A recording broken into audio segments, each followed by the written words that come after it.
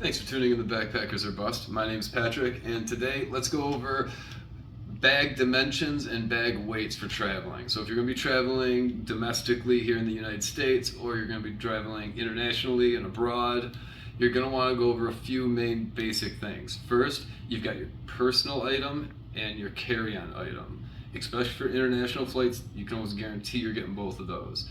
That's going to be what you're going to want to travel with. Check-in baggage sucks. So let's check in with what we're going to be looking at as far as your personal item and a carry-on bag. Carry-on bags are going to be, carry-on bag is, in this case, is going to be the Osprey Daylight 40. And for my personal item that I use the Osprey Porter 30.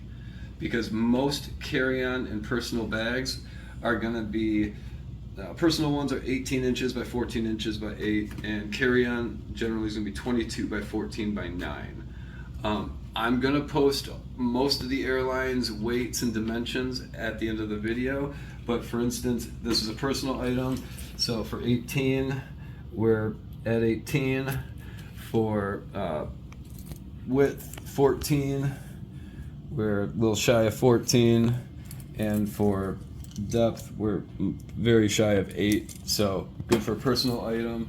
This one is actually 22 and then 14 wide, which we've got just a little under 14 wide, and for depth 9 inches, which covers that.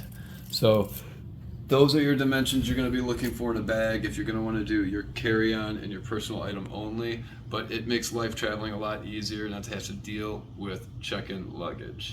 I guess that's about it. At the end of the video, again, we're going to post all those airline weights and dimensions. Thanks for tuning in to Backpackers or Bust, and I'll catch you on the next video.